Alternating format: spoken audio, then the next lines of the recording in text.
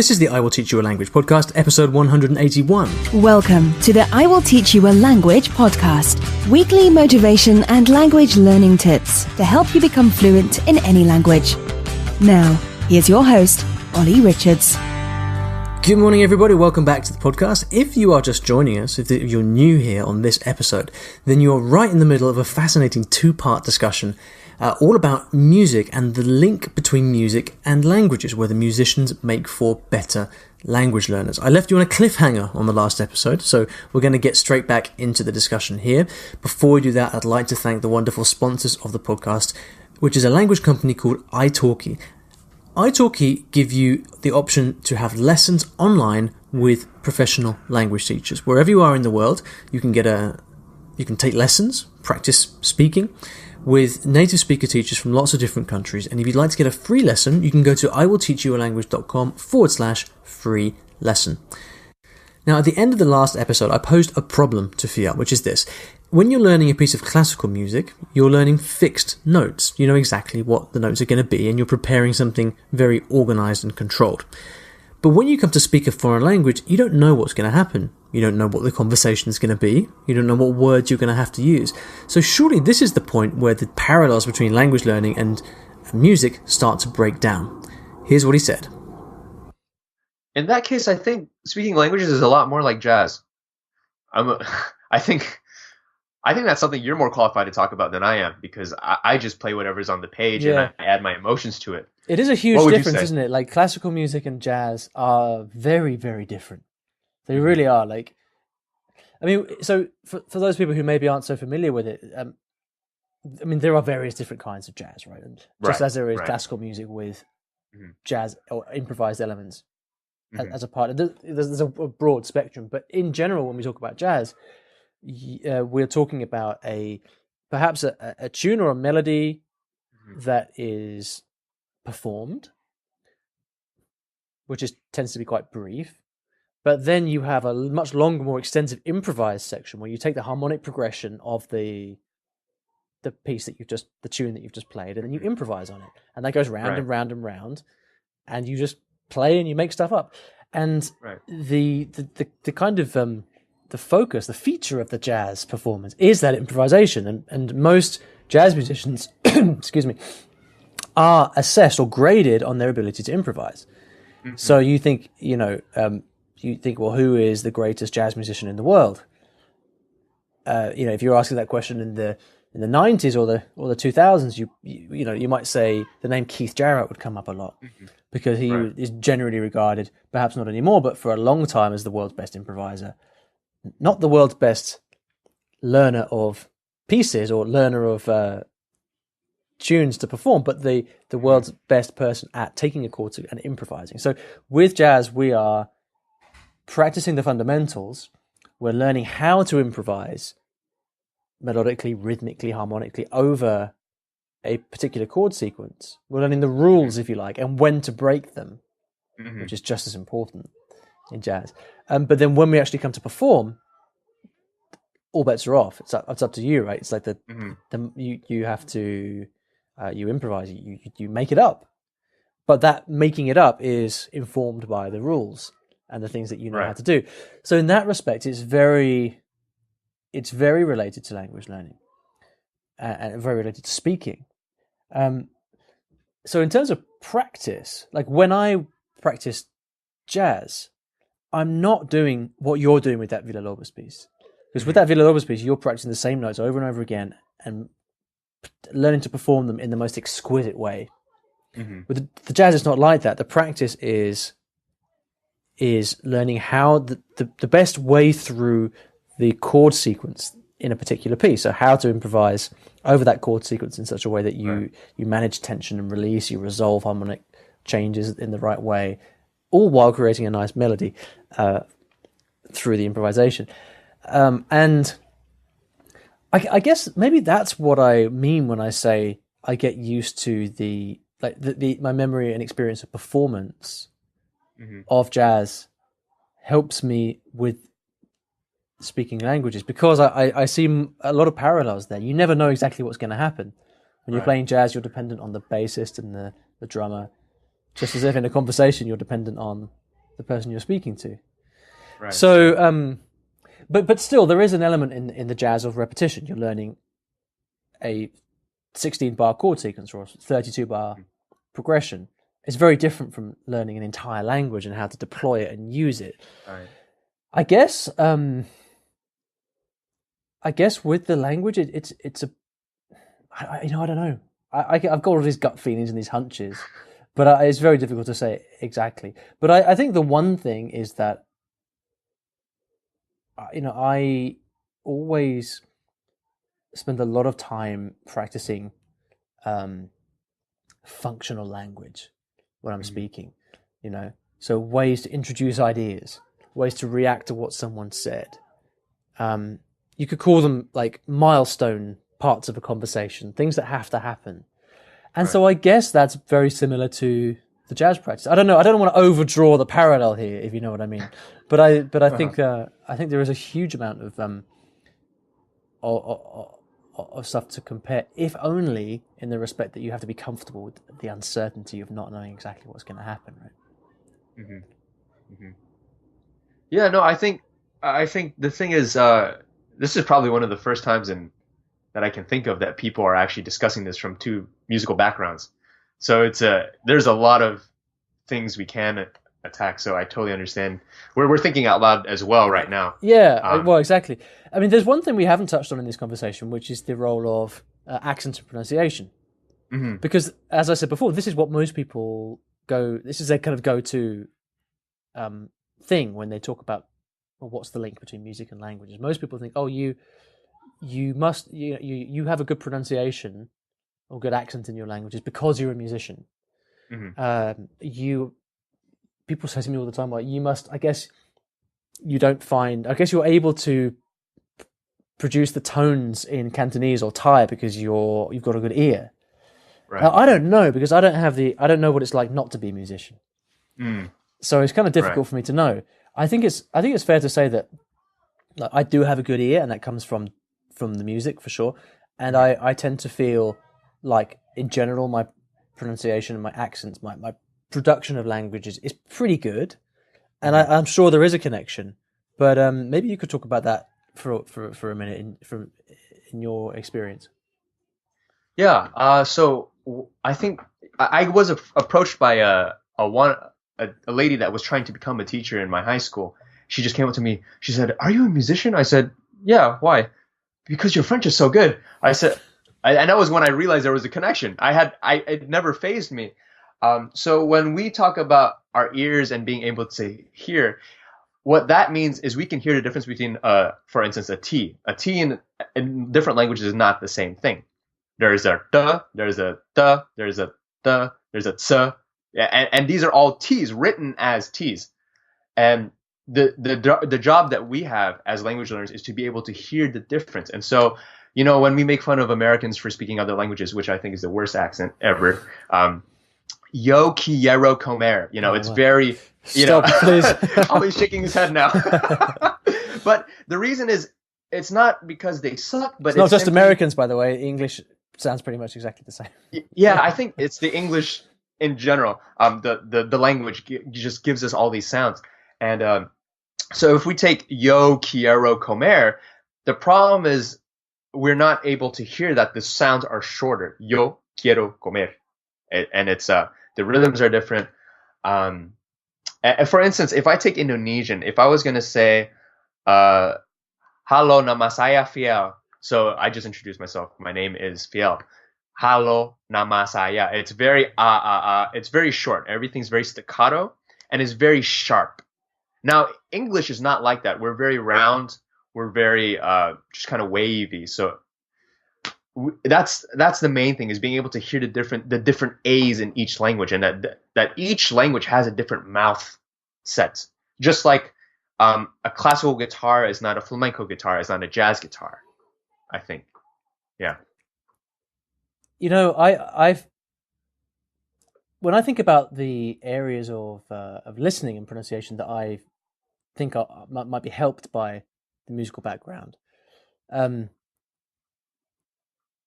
the example that you gave is one of the areas that I don't immediately think of, actually, because I've noticed that one kind of pet peeve of mine in language learning. One thing that I often fail to understand is the difference, for example, between short and long vowels. So I have this in Cantonese sometimes, where you have, you have a big difference between saying leng and leng in Cantonese. But if I'm just listening, I often won't hear that, because especially when people speak quickly, that difference between the short and long vowel reduces to the point where it's almost indistinguishable. So that's something that I struggle with quite a lot. And there's other, I mean, just to keep taking the Cantonese example, because that's what I'm working on at the moment. There are lots of slightly different consonant sounds which don't really exist in English, and you have a kind of different spectrum of consonant sounds which are quite hard. And I find it a little bit difficult to hear those. So I don't know the extent to which like having a musical ear helps you across all ranges of pronunciation, but the area which I do feel fairly confident in is that of the sentence level stuff, like sentential things, such as intonation or sentence stress or things like that. So I feel very attuned to the melody of a language, like in the kind of the typical Brazilian Portuguese song-like intonation, or the sort of tight, constrained Spanish, very limited range of pitch, or the kind of slow, cautious, methodical, panther-like Japanese way of expressing ideas in a sentence, or the kind of Cantonese tones which just take you melodically all over the spectrum. I feel like I pick up on those really quickly, and just the same way as if you, like, when you introduce yourself, like I just said then, like when you introduce yourself, you've got a very clear contour to that sentence. Introduce yourself. You've got not only a rising, falling pattern, introduce yourself, but you've also got a stressed word there, which is introduce. And then it's one of the syllables within that word, juice. Introduce yourself. Like, so that anyone who's looking to improve their English pronunciation is going to listen to that phrase, introduce yourself, and try to get that right. I feel like I'm pretty good at picking up on the shape and the form of those kind of sentences in other languages. So I kind of feel like it's for me it's on more of a macro scale than a micro scale. Does that make sense? Yeah. I mean, I agree with you. When you were talking about introduce yourself, other examples, English does this a lot, and I can only think of 2 examples, but one word can have 2 meanings depending on the stress of it. Here's your present. Do you want to present, or here's my address in American English? And then, so today he's going to give an address. It's totally different things. You sure? Word stress. Yeah. Dessert. Yeah, word stress. Right. Yeah. And that's something that that you find is, I mean, different languages are different, right? Because English is a stress timed language, right? So you need to get that stress right in order to get to speak properly. Whereas something like Spanish is a syllable timed language. You don't have that kind of you don't have that same necessity. But still, you've got. I mean, like I said, every language has those words where you have that word stress and you need to get it right. So that's something that comes naturally to you, or you struggle with, or what? Yeah, I think in the beginning everyone struggles with it, but I've also found that after having learned a few languages, you get better at it because you can compare it to your native language. But I've also been surrounded by the Indonesian community. In Indonesia we have 300 different ethnic groups and 700 different languages. So there are people from all over all the time. And my dad, he speaks a few other languages, and he's picked up on those, and he'll speak in those to those people from there. So I could hear different accents. And so I was born in Portland, Oregon, and then I moved to New York when I was 10. And hearing people talk like this, it was like, oh my God, that's disgusting. But do I want to have this accent? No. So I chose not to. But it's there. And so it's just hearing that compared to your real accent, you kind of have a dictionary of sounds in your head that you can pull out at a different time. I wonder if people who grow up with multiple languages have a kind of training that's similar to that of a musician. Mm-hmm. So someone who grows up speaking, say, English and Chinese bilingually, or like someone who, typical situation here in the UK, say a child has a Polish mother, a Spanish father, and goes to an English-speaking school. So they grow up with exposure to 3 languages. I wonder whether that sensitivity gives you the kind of, whether that exposure gives you the kind of sensitivity that you get from studying music. I guess it must be fairly similar because you just have to get used to distinguishing things, right? I guess another way of approaching that question would be, what is it exactly about the musical training that gives you this sensitivity in your ear to pick up on different things? What is it exactly? Is it the what element of your musical background do you think gives you that sensitivity? So I actually would say my musical background doesn't give enough because the guitar, for those of you that are watching the video, it has frets, right? And each fret makes sure that the note stays in tune. Now, if you play a violin, one of the other stringed instruments, violin, viola, or cello, you have to be able to know exactly where to place your finger on your instrument. If not, it'll be out of tune. And so it's that forced, quote unquote, desire to sound good, but also to know what is actually right that causes us to strive for it, because our teachers are also on our case, and there's a whole bunch of people looking around as well. Side note is that it's interesting, but people specifically from Asian countries like Korea and China, mainly China, tend to have perfect pitch across the board. For those of you that don't know, perfect pitch is when you're able to just hear a note or even a sound and tell someone what the note is. Is that true that they tend to have perfect pitch? Really? But they also have much more musical training from an earlier age over there. But at least that's what I've noticed in conservatory. But what's the perfect pitch attributed to? Is it the some say it's the tones.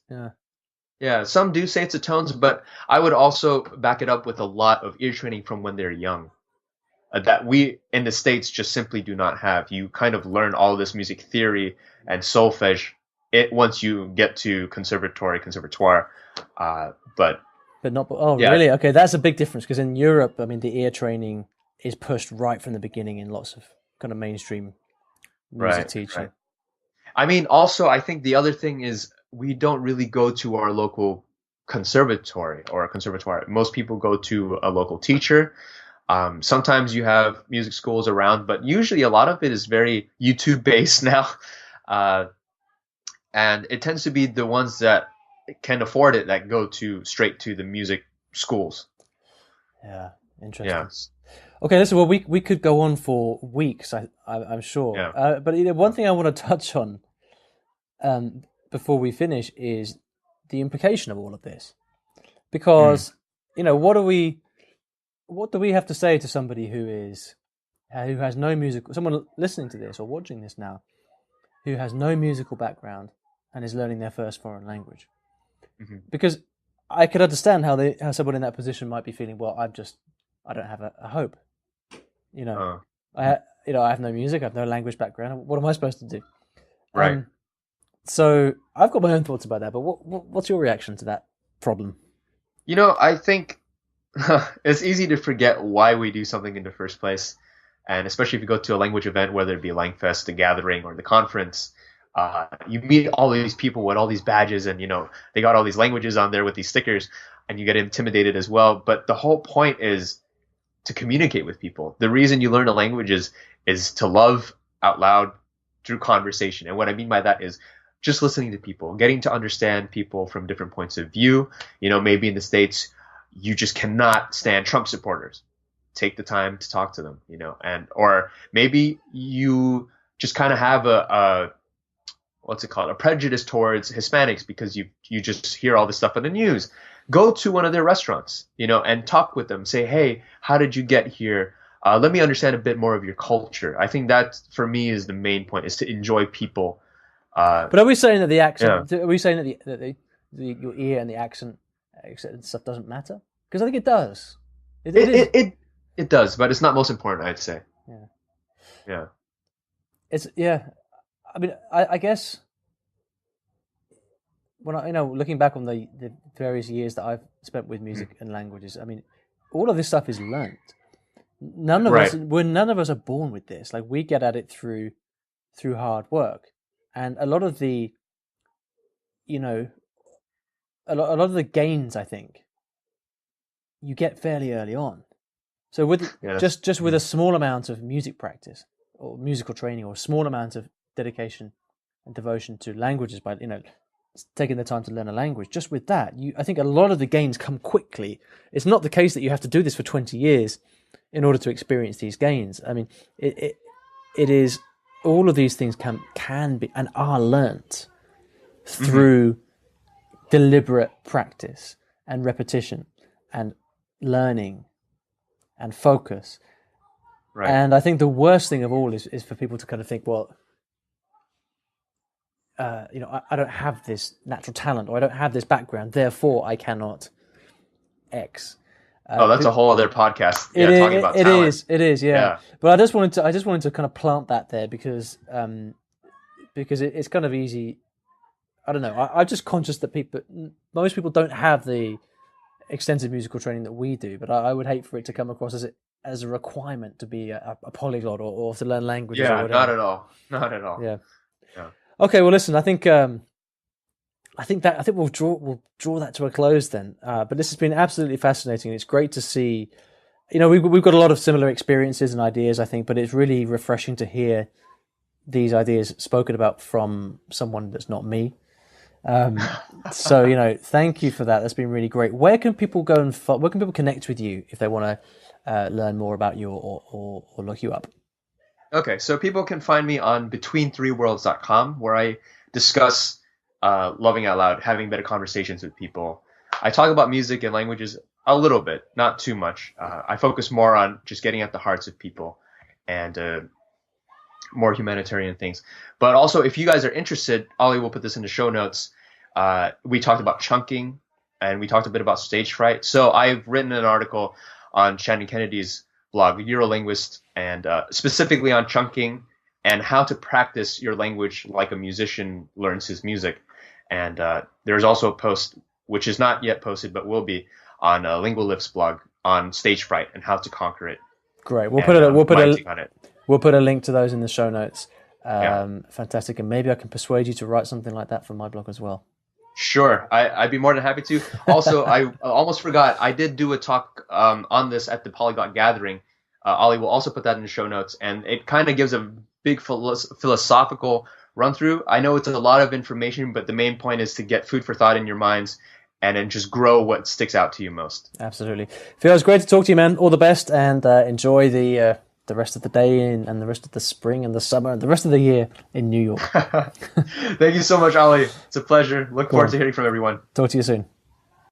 All right, what a great conversation. I really, really enjoyed that, and I hope you got something out of it as well. If you would like to check out any of the links that we mentioned here, Fiel's blog is at between3worlds.com, 3. He's also got a video of him at the Polyglot Gathering giving a similar talk on this topic and a bunch of other stuff as well. Everything is going to be in the show notes to this episode.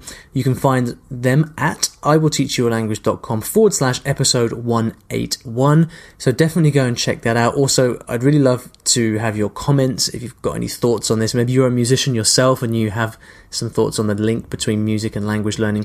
Please go ahead and let us know there. Likewise, there is a blog post that I've written recently all about, I guess it's a more concise summary of my thoughts on the link between music and language learning. You can find that as well in the show notes. Once again, IWTYALanguage.com /episode 181. Thank you so much for listening. It's been a pleasure having you on as always, and I'll see you back in the next episode of the podcast.